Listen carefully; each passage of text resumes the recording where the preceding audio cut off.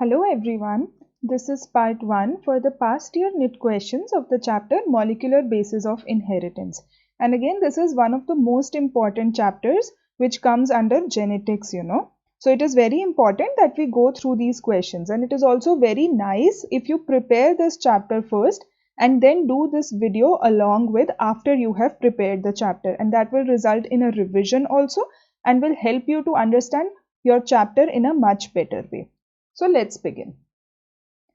The final proof for DNA. So the final proof, read the questions nicely. The final proof for DNA as the genetic material came from the experiments of Hershey and Chase, Avery, McLeod and McCarty, Hargobind Khurana or Griffith.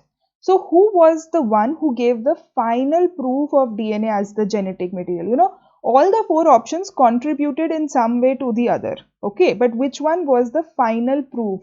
The final proof for DNA as the genetic material came from the experiments of Hershey and Chase. Okay, they used the bacteriophage for their experiment. Okay, they had a virus molecule and then they infected it with a bacteria, with a virus. Okay, so this was the virus here and this was the bacteria. And then they infected it with radioactive proteins and radioactive DNA, and in the end when they centrifuged it, they found radioactive DNA and they could conclude that DNA was the genetic material. So Hershey and Chase provided that DNA was the genetic material. So the right option is A. Okay, so it is very important that you know who provided the final proof. The next question is, DNA fragments are negatively charged, neutral, either positively or negatively charged depending upon their size, or they are positively charged. So also during the videos, if you have seen from this chapter, it was already mentioned that DNA fragments contain a certain charge. And why do they contain certain charge is because of presence of the phosphate groups. Okay. So nucleotide, which is a structural unit of DNA, contains phosphate groups and nucleoside, which is nitrogenous base and ribose sugar. So the charge comes because of the phosphate groups. And what is the charge on phosphate groups? It is negatively charged. Okay, so DNA fragments are negatively charged because of the presence of phosphate groups. And only because they are negatively charged, the positively charged histones can bind to it. You remember the chromosomal structure, that is why. So it is very important to remember that DNA fragments are negatively charged. Which one of the following RNAs should be most abundant in animal cell? Is it tRNA, mRNA, miRNA or rRNA? This is a very direct and easy question, So tRNA is the transfer RNA, messenger RNA, microRNA or ribosomal RNA. So which is the RNA that is most abundant in the animal cell? The most abundant RNA is the ribosomal RNA. Okay, ribosomal RNA is most abundant in animal cell and it constitutes 80% of the total RNA. And what are rRNA used for? rRNA are components of ribosomes. So ribosomes consist of rRNA and R proteins. Okay, and these are required for the process of translation. If you remember, already. So that is why rRNA are the most abundant in the animal cell. So the right option is D.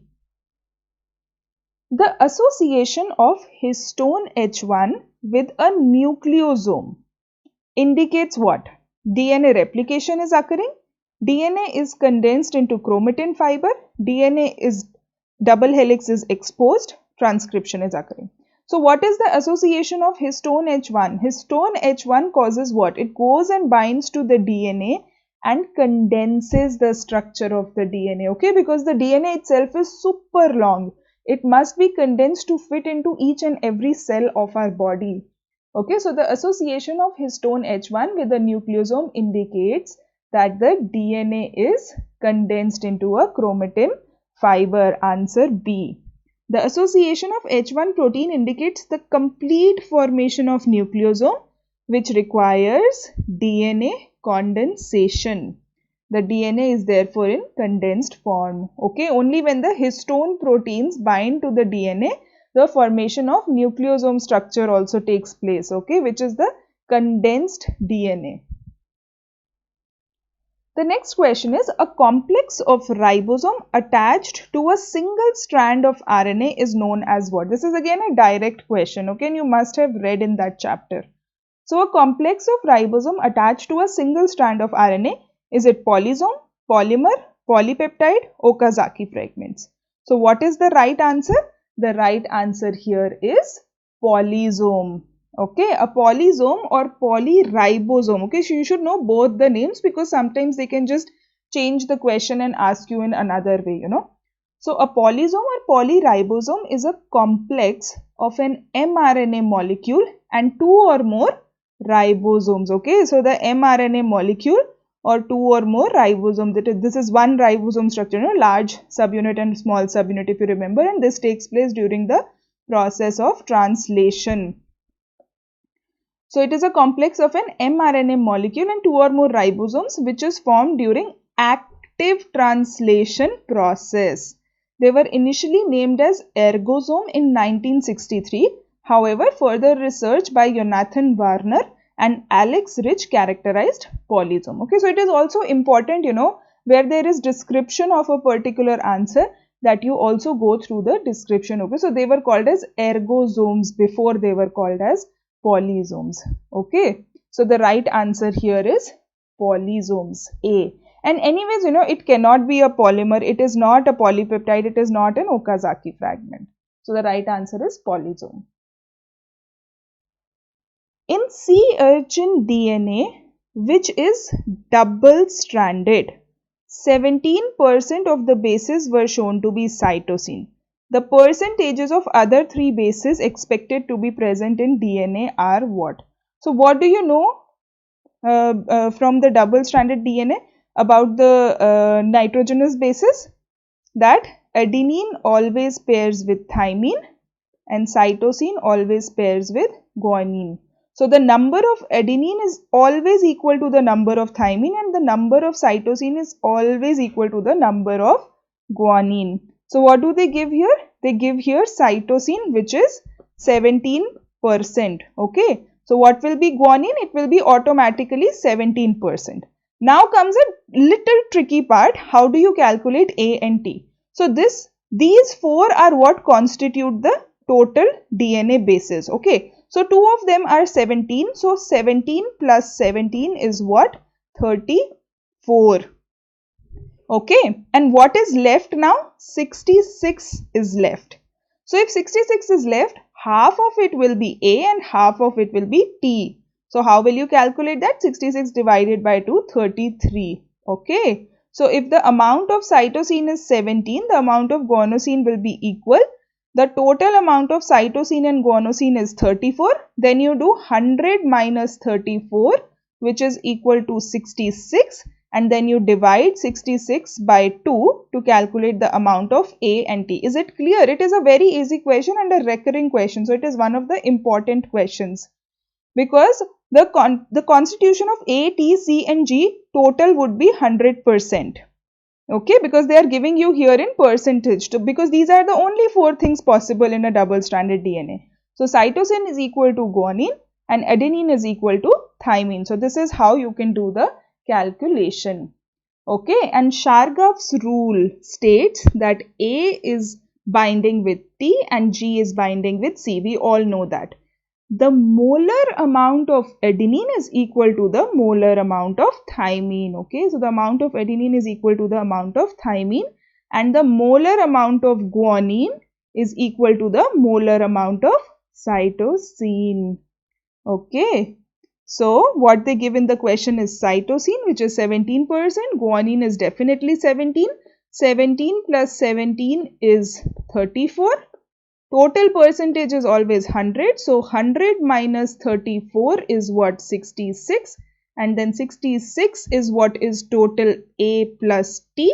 And since A plus T are equal, adenine would be 33 thymine would be 33. So, okay, if it is not clear, go again, rewind the video. But this question should be very clear because it is a very simple question and very commonly asked question. Okay, so the right answer is B. Which one of the following is not applicable to RNA? 5 phosphoryl and 3 hydroxylends, heterocyclic nitrogenous bases, Chargaff's rule, complementary base pairing. So what is RNA? RNA is always single stranded. Okay, although it is single stranded, but it does have 5' and 3' ends, 5' phosphoryl and 3' hydroxyl ends. So this option is true. It has heterocyclic nitrogenous base. Okay, because it has a nitrogenous base. Then what else it has? It has a pentose sugar. And what is the pentose sugar? The pentose sugar in RNA is ribose, and then it has the phosphate group. Okay, so it has heterocyclic nitrogenous bases. Complementary base pairing. So RNA is a single stranded molecule, but if you remember the chapter, at some places it might form a hairpin loop like structure, and then there is complementary base pairing that takes place. Okay, so therefore this also takes place. The only option that does not apply to RNA is Chargaff's rule. Why? Because RNA is not double stranded along its entire length. So the amount, what is Chargaff's rule? We just saw in the previous question, right? Chargaff's rule was that the amount of adenine is equal to the amount of thymine and amount of guanine is equal to amount of cytosine. And why is that? This is because DNA has 2 strands. Okay. So number of adenine is always equal to number of thymine. However, in case of RNA, we have only a single strand. So Chargaff's rule is not applicable. This is kind of sometimes, a confusing question because you can usually get confused between the Chargaff's rule and complementary base pairing. So it is very important to know that RNA does not follow the Chargaff's rule. Okay, so the Chargaff's rule is not applicable to RNA. So the right answer is C. So transformation was discovered by Melson and Stahl, Hershey and Chase, Griffith, Watson and Crick. So always, the name of the scientists are very, very important. Okay, and that has been emphasized a lot of times. So who did the transformation experiments? We also saw a previous question. Griffith. Griffith, a British medical officer, described the phenomena of bacterial transformation. He used the S strain and R strain of Streptococcus pneumoniae. You remember this experiment, right? The bacteria that causes pneumonia, and what was their model organism? The model organism was mice, because mice are very sensitive to this. By using the S strain heat killed and R strain live, both the heat killed S strain and R live strain were not able to individually cause pneumonia. However, when a combination of both the S and R strain was used, it was concluded that the R strain has been transformed by some material of S strain, which makes the R strain virulent and enable it to synthesize smooth polysaccharide, and then this is the R strain, but in this case, it took up the DNA material of the heat-killed S strain and developed a capsule, as a result of which it was able to infect the mice and cause the disease. Which disease? Pneumonia. Okay. So this was the bacterial transformation experiment done by Frederick Griffith in 1928. Of course, it is very important to remember the experiment, but it is also equally important to remember the name of the scientist. Okay, you see, it's such a easy and straightforward question. So transformation was discovered by Griffith. Uridine present only in RNA. Again, a direct question. Is it a pyrimidine? Is it a nucleoside? Is it a nucleotide? Or is it a purine? So read it again. It says uridine. Okay. So the right answer is what? This is one of those confusing questions, that you will see. So the right answer is nucleoside.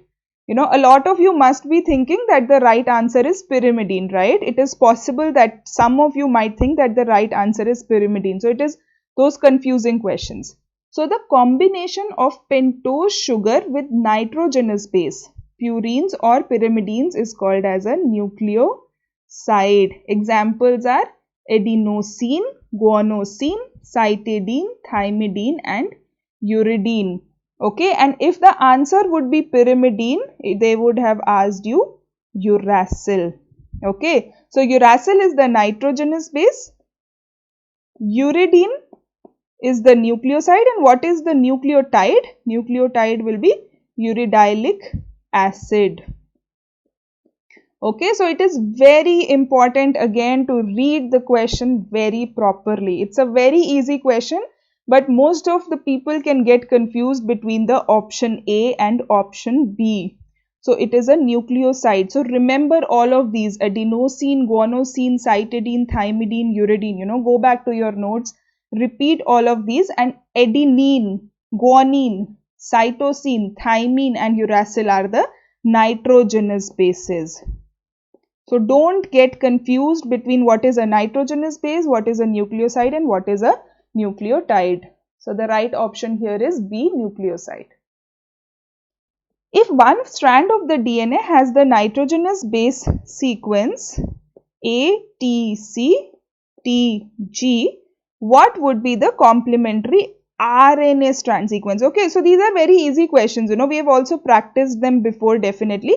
But just read, what they are asking. They are asking you complementary RNA sequence. So what will it be? U, A, G, A, C. Okay, and then you just look it in the options. You can also do it by brain, by just looking, but these were easy options, If there are confusing options, just write it down and then do it, okay? If it's easy options, you can directly do and save your time, for writing. So the right option is B. Sequence of DNA is this, then the sequence of mRNA will be this definitely, As adenine base pairs with uracil and guanine with cytosine. Okay. And what is adenine? Is it a nucleoside, nucleotide, purine, pyrimidine? What? It is a purine.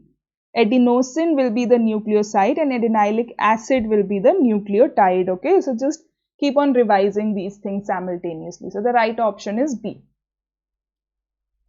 The unequivocal proof of DNA as the genetic material came from the studies on bacterium, fungus, virion or bacterial virus. What is also bacterial virus called?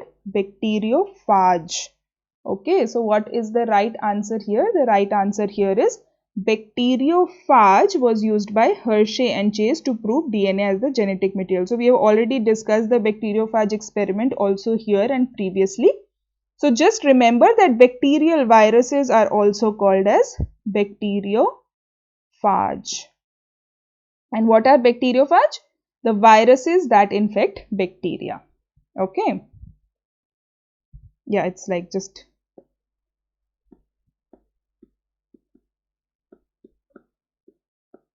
So you have to remember this because it can be sometimes confusing. What was a bacterial virus? We studied just about bacteriophage. So bacterial virus is also called as bacteriophage, and these are basically the viruses that infect bacteria.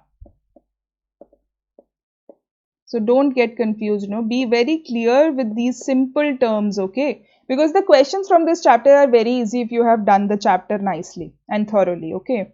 It won't be very confusing. It's just that you have to read the question very nicely and read all the options very nicely. So the right answer is D. Infectious proteins are present in, okay? Infectious proteins in Gemini virus, in prions, in virions, in satellite viruses. So what is the right answer here? The right answer here is B, prions. Infectious proteins are rich in prions. What are prions? Prions are made up of proteins without nucleic acid. It is the causal agent of scrapie disease of sheep. Okay, so again it is important that you also read all of this and understand it and memorize it, okay, because there can be questions around this also. So prions are made up of proteins without nucleic acid, but these proteins are infectious proteins. So the right answer is B. Which one of the following does not follow the central dogma of molecular biology? So probably I think even in your sleep you know what is the central dogma, right? DNA, RNA, proteins. So this is the central dogma that genes present on DNA are sequenced as amino acids that are expressed as proteins. So which one of the following does not follow? Is it P, is it mucor, is it chlamydomonas, or is it HIV? So what is the right answer? What is HIV? Human immunodeficiency virus, and it is an RNA virus. So what happens in case of HIV? It is the other way round. Okay, so this is again a very important question. HIV viruses does not follow central dogma. Central dogma is one-way flow of information from DNA to mRNA and then to protein. Okay, however, in case of HIV virus, it is the other way, RNA to DNA. And what is the enzyme here? The enzyme here is reverse transcriptase. Okay, so this is important. So the right answer here is D, HIV. Theo Diener discovered, what did he discover? Again, name of the scientist, you know, it's always important. He discovered free infectious DNA, infectious protein, bacteriophage, free infectious RNA. It is again a direct question. If you know the answer, you know it. That is why always make a list of scientists when you are doing a particular chapter and remember them simultaneously. So Theo Diener discovered the potato spindle tuber viroid, PSTVD, the first viroid ever identified in 1971. It is a small circular RNA molecule. Dr. Diener discovered that the pathogen causing potato spindle tuber disease is not a virus as previously believed, but a much smaller free RNA molecule. Okay, so it was not a virus, it was just a free RNA molecule. It was very interesting for him also to see, you know. So the right option is D, free infectious RNA. Again, also kind of read this part and you know remember it, because there can be also questions asked from this part here. Okay, so the right answer is D. Which one of the following pairs of nitrogenous bases of nucleic acid is wrongly matched, okay, with the category mentioned against it? So thymine and uracil pyrimidines, is it correct? Yes. Uracil and cytosine pyrimidines? Yes. So thymine, uracil and cytosine are the three pyrimidines. Okay, uracil is present in RNA only and like instead of thymine. Okay, and thymine and cytosine are components of DNA. Then guanine and adenine are purines, yes, and then adenine and thymine are purines, no.